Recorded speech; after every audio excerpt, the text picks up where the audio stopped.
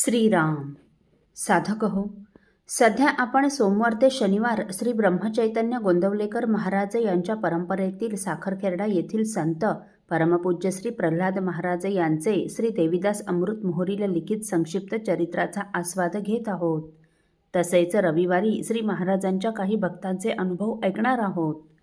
24 तारखेला रात्री म्हैसूर सोडून सागर या नावाच्या गावाकडे यात्रेने प्रस्थान केले. रात्रभर प्रवास करून 25 तारखेच्या पहाटे यात्रा सागर या गावी येऊन पोहोचली. त्या दिवशी कार्तिक वद्य एकादशी होती. तेथील महादेवाच्या मंदिरात यात्रेचा मुक्काम झाला. गाभाऱ्यासमोर प्रशस्त सभागृह होते व पुढे महाद्वार, परंतु महाद्वाराला दरवाजा नव्हता.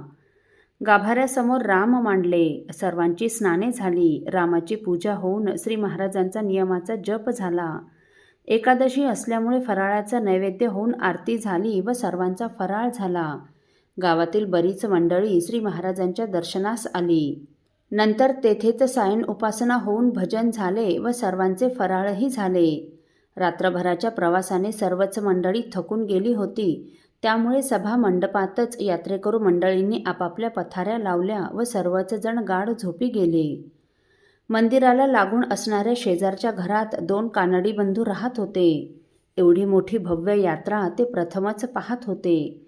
त्यांनी यात्रेकरू भक्तांच्या तोंडून श्री महाराजांचा महिमा ऐकला व त्याने त्यांच्या मनात श्री महाराजांविषयी अतिशय आदरभाव व श्रद्धा निर्माण झाली. अशा या पुण्यवंत महात्म्यांनी आपल्या घरी एक रात्र तरी वास्तव्य करावे अशी उत्कट इच्छा त्यांच्या मनात निर्माण झाली व श्री महाराजांना त्यांनी तशी विनंती केली.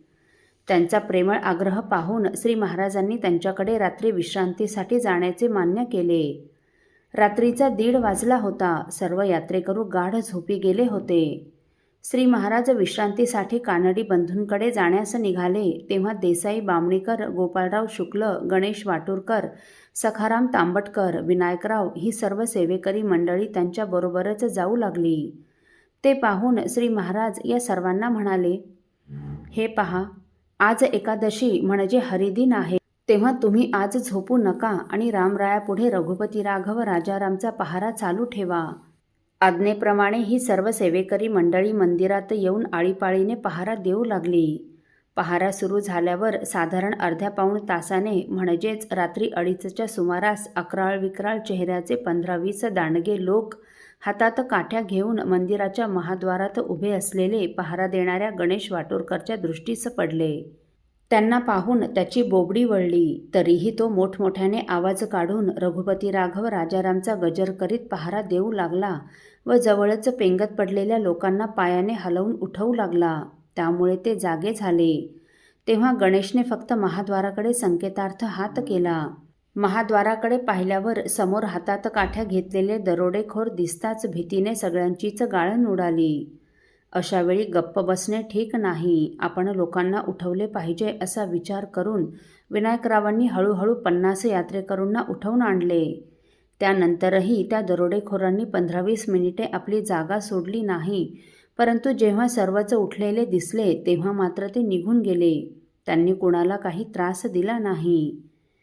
श्री महाराजांनी आपणास आजच पहारा देण्यास का सांगितले हे सर्व सेवेकरी मंडळींच्या लक्षात आले.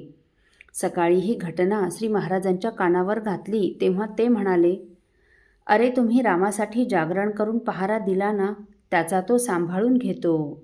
दिनांक 26 नोव्हेंबर सूर्योदयापूर्वीच रामरायाला अभिषेक झाला व द्वादशीचे अभंग म्हणून सूर्योदयाला साधन द्वादशीचा नैवेद्य झाला. सर्वांचा भोजन प्रसाद झाल्यावर यात्रा गोकर्ण महाबळेश्वराकडे प्रस्थानकर्ती झाली. या मार्गावर मुख्य रस्त्यापासून काही अंतरावर वरदहळ्ळी या नावाच्या गावी सज्जनगडावरील भगवान श्रीधर स्वामी एका गुंफेत मौनव्रत धारण करून ध्यानधारणा करीत होते. त्यांचे दर्शन घेण्यासाठी श्री महाराजांची गाडी वरदहळ्ळीस गेली. त्यावेळी यज्ञेश्वर शास्त्री कस्तुरे हेही महाराजांसोबत होते. यात्रेकरूंच्या इतर सर्व गाड्या गोकर्ण महाबळेश्वराच्या दिशेने गेल्या. भगवान श्रीधर स्वामी ध्यानधारणेत मौनस्थ असल्यामुळे ते प्रत्यक्ष बाहेर न येता त्यांनी चिठ्ठीवर सर्वांना आशीर्वाद लिहून कळविला व त्यासोबत सर्वांसाठी प्रसादही पाठवला. तो प्रसाद घेऊन श्री महाराजांची गाडी गोकर्ण महाबळेश्वराकडे निघाली.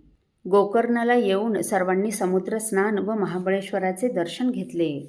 दुसऱ्या दिवशी म्हणजे 27 नोव्हेंबरला काकडा झाल्यावर श्री महाराजांबरोबर सर्वांनीच समुद्र स्नान करून आत्मलिंग दर्शन घेतले. या आत्मलिंगाची स्थापना गणपतीने केली आहे. बाजूला द्विभुज गजानन ही आहे. गोकर्ण महाबळेश्वरला श्री महाराजांच्या हस्ते लघुरुद्राचा अभिषेक झाला. श्री महाराजांनी ब्रह्मवृंदांना भरपूर दक्षिणा दिली. नैवेद्य आरती करून श्री महाराजांनी तेथे ब्राह्मण भोजन घातले. भरपूर अन्नदान झाले. सर्वांचा भोजन प्रसाद घेऊन झाल्यावर यात्रेने गोवळकोंडामार्गे तुळजापूरकडे प्रस्थान केले. दिनांक 27ला रात्री यात्रा तुळजापूरला भवानी मातेच्या चरणावर येऊन पोहोचली.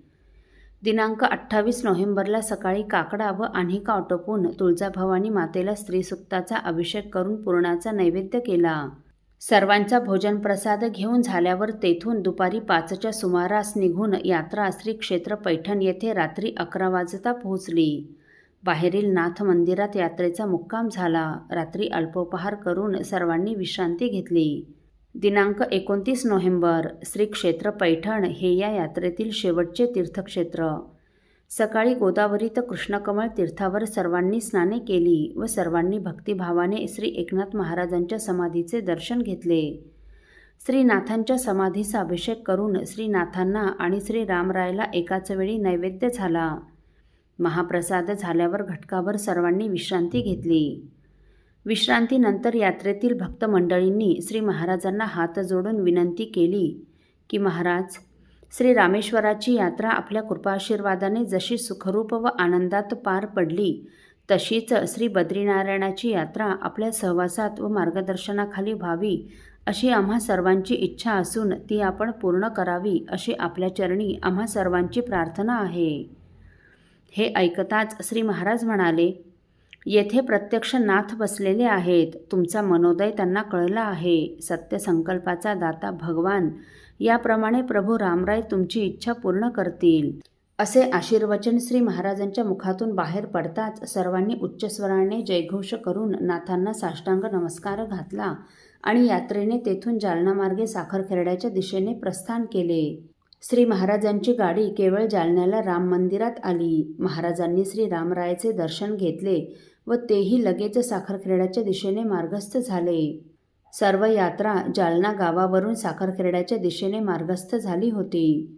श्री महाराजांच्या परमकृपेने श्री रामेश्वर धामचीही यात्रा महदानंदात साखरखेर्ड्याला श्री रामानंद महाराजांच्या चरणकमली सुखरूपपणे येऊन पोहोचली.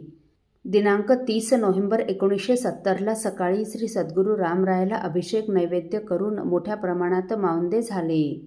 सर्व यात्रेकरू मंडळींनी व तेथे आलेल्या सर्व भक्तांनी हा महाप्रसाद अत्यानंदात सेवन केला. नंतर सर्वांनी श्री महाराजांचा एक भव्य सत्कार समारंभ केला आणि श्री महाराजांना साष्टांग नमस्कार करून व त्यांचा निरोप घेऊन यात्रेकरू भक्तांनी आपापल्या गावी प्रस्थान केले. जय जय रघुवीर समर्थ. असो साधक हो, एका भक्ताच्या हातून सकाळच्या वेळी देवपूजा करीत असताना जगन्मातेची मूर्ती खाली फरशीवर पडली. त्यांनी लगेच परमपूज्य श्री प्रल्हाद महाराजांना पत्र लिहून ही घटना कळवली. तेव्हा श्री महाराजांनी त्यांना काय सांगितले हे आपण पुढील भागात ऐकणार आहोत. श्रीराम समर्थ.